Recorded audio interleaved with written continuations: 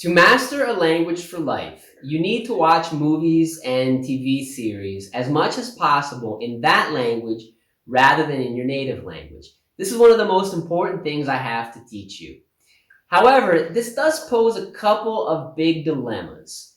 First of all, what if most of the content that you feel like watching is in your native language? That's an especially big problem for English speakers since so much high quality cinema and series are produced originally in English.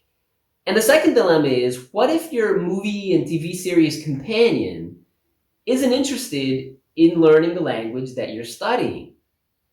So I had some interesting insights and experiences this past week that I want to share with you and that help address these two dilemmas. Let's go one at a time. So the first dilemma, again, is what if most or a great deal of the content that you want to watch is in your native language? What do you do? So I have said before that as much as possible, you should watch movies and TV series produced in the countries where the language you're studying is spoken. This will give you a cultural immersion, and since culture and language are so closely linked, it will end up inevitably helping your language acquisition as well. So I maintain this position. You don't want to miss out on the cultural opportunity of watching films and TV series produced originally in the language that you're studying. However, you can combine this with a contrasting approach. So I want to tell you a little bit about my project of mastering French. I've been at it for a few months now, and I've gotten into the habit of watching movies and TV series in French. So in the past few months, I've watched several French movies and TV series, and I've really enjoyed it. But last week, I kind of ran out of ideas of new, original French content that I wanted to watch.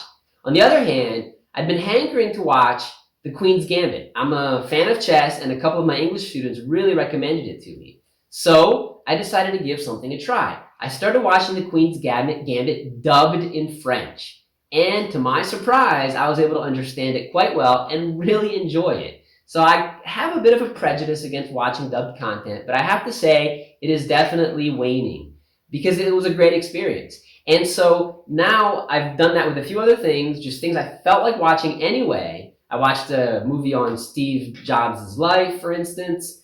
I've been watching them dubbed in French. And so my current recommendation is as follows. As much as you can, whenever you have content available to you that was originally produced in the language that you're studying, and you feel motivated to do so, prioritize that. But in all other cases, just watch whatever you feel like watching dubbed in the language that you are trying to master.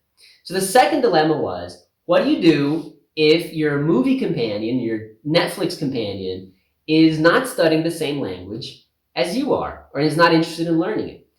So I've been facing this with my girlfriend. She's Brazilian and she's learning English. So we are an aspiring polyglot couple. However, we're studying different languages. She's studying English, I'm studying French. So what do? We've come up with some creative solutions.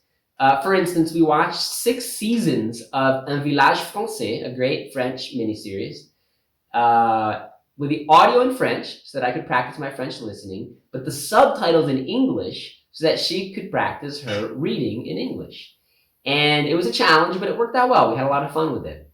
Now, more recently, what we did was, since we both have separate Netflix accounts, we'll load up the same movie or the same TV show on 2 computers, right? One on my computer, one on her computer, and then we'll put our earphones in to each respective computer, and each person will watch in their own language. So we're both getting our language immersion, but we're kind of together watching the same thing, right? There is a big downside to that approach, however, and that is we can't cuddle, right? Because we're both there on our laptop, kind of separately, individually watching the same thing.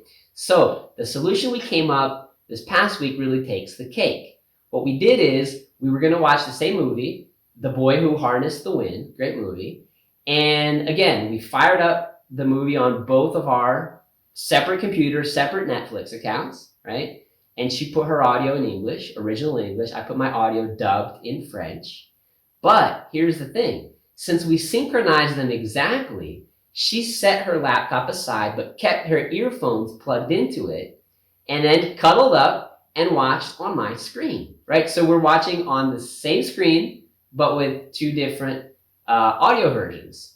And so that was an amazing solution, and that answers not only the second dilemma that I posed, but it's also a great solution to the dilemma of every polyglot couple or aspiring polyglot couple, as the case may be.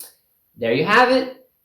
This was the first video in the Insights and Experiences kind of sub-series. I'm going to intersperse them with the regular videos and the regular blog posts as well. So I hope you'll check back for the next one. And be sure to access the blog and subscribe to it as well. See you next time.